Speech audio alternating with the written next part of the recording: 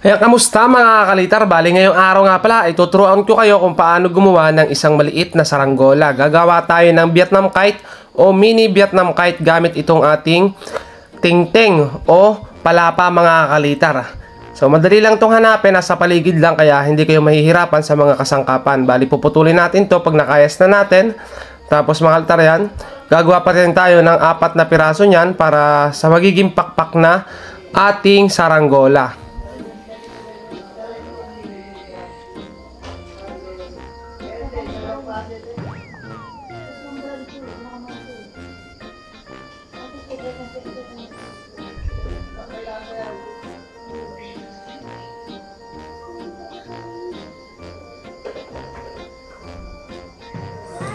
Matapos nga nun mga kalitar, kapag nakakompleto na tayo mga kalitar ng ating kinakayas na pangpakpak, ang gagawin natin mga kalitar ay papantay-pantayin natin para maging pantay din yung pagkakahubog ng pakpak na gagawin natin. Ganyan mga kalitar. Matapos nun, pagdugtungin lang natin mga kalitar yung mga pakpak para humaba mga kalitar at maikabit na natin sa ating gagawing patindig. So, ganito lang mga kalitar. Ipilipit nyo lang mga kalitar yung sinulid sa may gitna. Ayan. At matapos mga kalitar lagyan ng sinulid, gagamitin tayo mga kalitar ng ating ginagamit na pangkapit o itong shoe glue mga kalitar.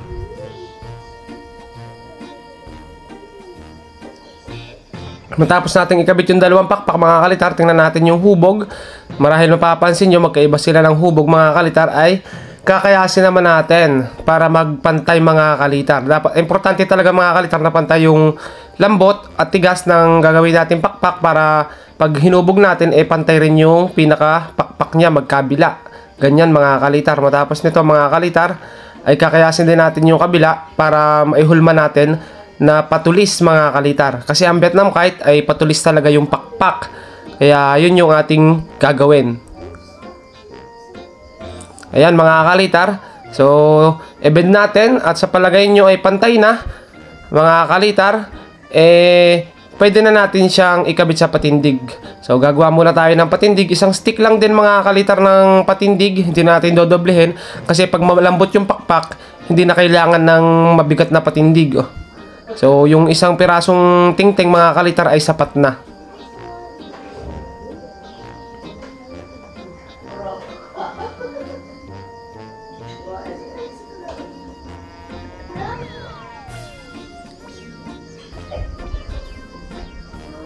Ayan mga kalitar, ito yung gagamitin natin patindig. Putulin natin yung pinakadulo. Kukuhanin lang natin yung bandang tuwid mga kalitar. At tansyahin na rin natin, putulin na rin natin dito sa may bandang puwitan para maikabit na natin.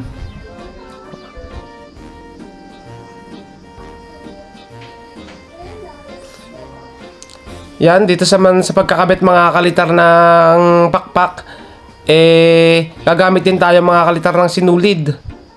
Para mas matibay, lalagyan din natin siya ng shoe glue. So, paikot-ikutin lang mga kalitar yung sinulid sa pakpak at sa patindig para mas matibay yung pagkakabit. Ayan, ganyan lang mga kalitar. Sundan nyo lang kung ano ginagawa ko. At makukuha nyo rin yan mga kalitar. Sa paggawa mga kalitar, sa mga gusto mag-practice, kahit paulit-ulit mga kalitar, doon nyo malalaman kung tama yung ginagawa nyo. Kasi bawat gawa nyong mali, meron yung matututunan. Meron tayong matututunan sa mga diskarte natin na umpisahan, lalo't mali. Kaya maalaman natin kung ano ang gagawin natin sa susunod. So, ito mga kalitar, kabit na rin natin itong pang huling pakpak mga kalitar para mahubog na natin yung pakpak ng ating Vietnam kite o mini guryon.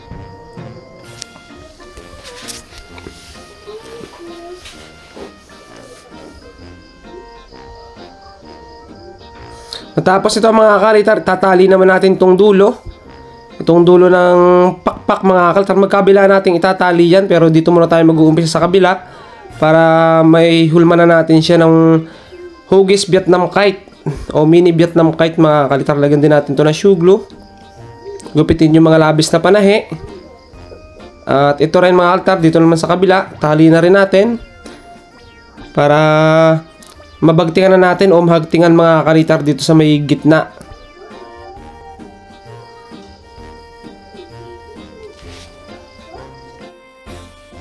Matapos kong buuin mga kalitar tong pakpak, ang sabi ko nga sa inyo ay gagamitan naman natin siya ulit ng sinulid kasi maghahagting na tayo mga kalitar ng pakpak. So tatali natin to dito mga kalitar sa may dulo. Ganyan lang mga kalitar. At pag naitali natin dito sa may dulo, syempre hihilahin natin to sa may patindig, sa may gitnang patindig mga kalitar at itatali natin doon. Na papaganyan mga kalitar. So magkabila yan mga kalitar. Pag naitali natin dito sa may gitna, ihilahin naman ulit natin yung kabilang pakpak at itatali na natin to. Siyempre, dapat mga kalitar, sukat yan. Pantay dapat mga kalitar, magkabilang pakpak, parehas yung sukat. Para hindi masyadong magkakiling mga kalitar.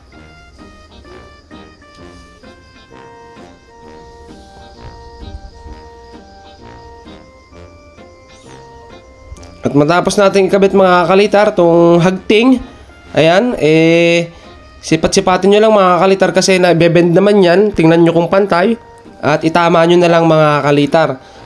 So ito mga kalitar, gagawa naman tayo ng pampuwet. Sa pampuwet mga kalitar, isang stick lang ay sapat na, hindi na tayo gagamit ng mga sinulid. Kasi pag mini Vietnam naman mga kalitar, sapat na yung rugby na pangkapit mga kalitar at didesign na lang natin ng kutsilyo yung pabalat. So tali na rin natin to dito mga kalitar para maikabit na natin yung mga pabalat na gagamitin natin. So black lang yung gagamitin natin pabalat para kitang-kita sa taas. Kasi mas maganda kapag black, lalo at maliit mga kalitar yung saranggola para makita. Itong ginagawa nating mini Vietnam mga kalitar ay para sa mga bata na hindi masyadong marunong kumayas. At pwedeng gamitin mga kalitar yung mga walis tingting. Sa pagpapabalat mga kalitar, lalagyan muna natin ng rugby ay itong gitna mga kalitar ng baskagan. Lahat mga kalitar ng gitna mga kalitar, ayan, magkabilang gitna. At syempre mga kalitar, pati yung patindig. Yung patindig mga kalitar, lalagyan din natin ng rugby. Siya kasi yung magsisilbi mga kalitar guide, mga kalitar, para hindi na gumalaw yung pabalat. At sa paggamit mga kalitar na rugby, mag face mask kayo kasi medyo iba yung amoy nito. Kaya ayun mga kalitar, so paalala lang.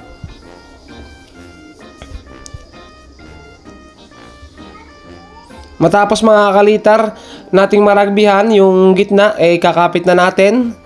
Pag ganyan lang yung pagkakapit mga kalitar nung pabalat. At mag-wait lang tayo mga kalitar ng ilang minuto bago natin ituloy yung pagpabalat. Hayaan muna natin siyang kumapit mga kalitar.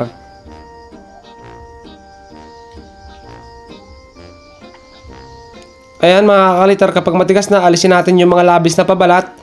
Kasi hindi na naman aalis mga kalitar yung pabalat, hindi na matatanggal kasi nakapondo na siya sa gitna. Gaya ng sinabi ko, guide mga kalitar. Yun yung nagsilbing guide ng pabalat natin.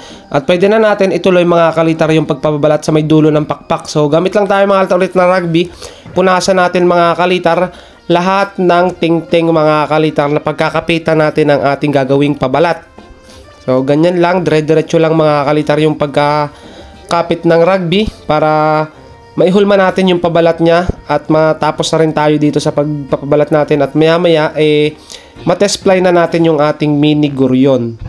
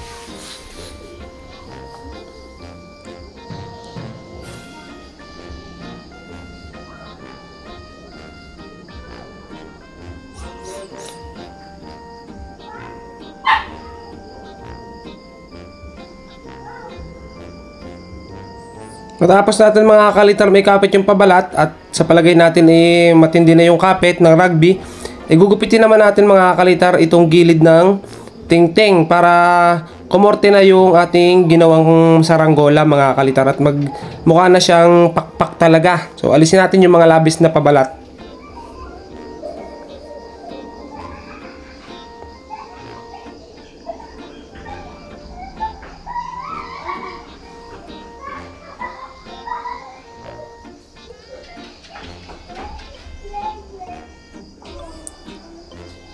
Ayan mga kalitar, unti-unti na lumalabas yung itsura ng ating ginagawang Vietnam kite. Ganyan yon. At sunod naman natin mga kalitar, ay gusto na agad lumipad mga kalitar ng saranggola natin kahit hindi pa totaling tapos. So ngayon naman mga kalitar, raragbihan na natin itong pinakapuwitan ng ating saranggola na siya natin lalagyan mga kalitar ng pabalat o ng plastic.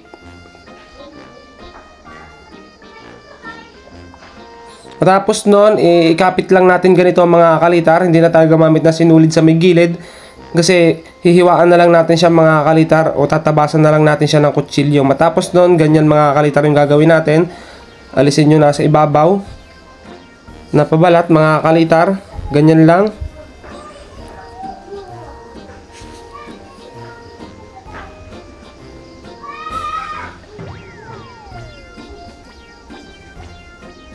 Tapos, kortehan na lang natin mga kalitar yung puwit niya ng pagganyan. Ayan, ganyan lang. Napakadali lang mga kalitar gawin.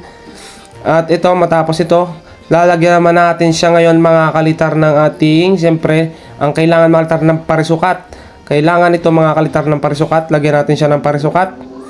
At matapos natin ito mamayang lagyan ng parisukat, wala na tayong paligoy-ligoy pa, didiretso na tayo mga kalitar sa may palayan para testingin tong ating ginawang saranggola. Kaya ayan, stay tuned mga kalitar dahil malapit nang matapos. Kabit lang natin yung gagamitin nating sinulid at tara na. Ayan, samahan nyo na kami mga kalitar sa pagtetest fly ng ating saranggola. Ito guys, yung saranggola natin, ang lakas ng hangin. Tignan natin kung lilipat. Sobrang lakas ng hangin. Ito pang mahina lang pero natsempohan natin mga kalitar. Ang hangin parang bagyo. Sayang.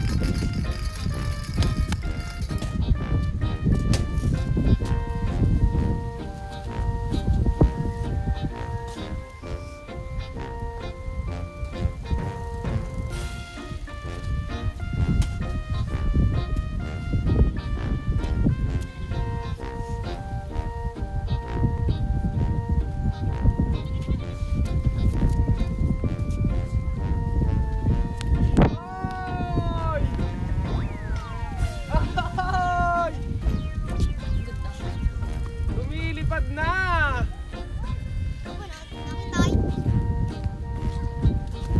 Oh, dito kayo.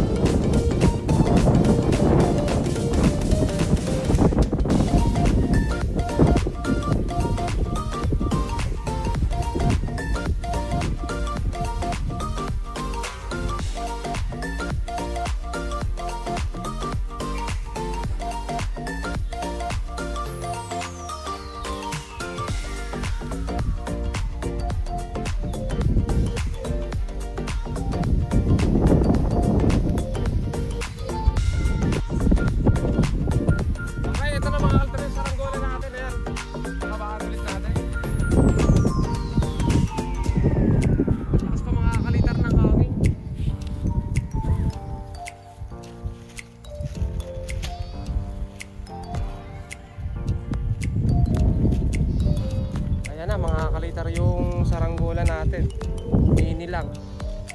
Mini Gurion mga kalitar. Mini Vietnam kite. Babaan natin mga kalitar. Hindi lang yung sinulit natin. Pero sapat na mga kalitar sa pagpapalitan natin. Yung maliit lang naman. Okay, ayan mga kalitar. Zoom mo. Ayan o. Grabe.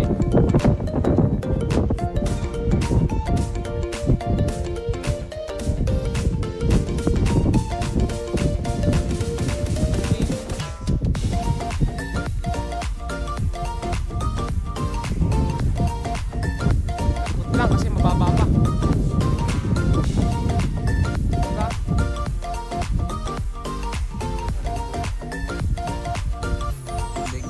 Okay mga kalitar, bali ibaba na natin to.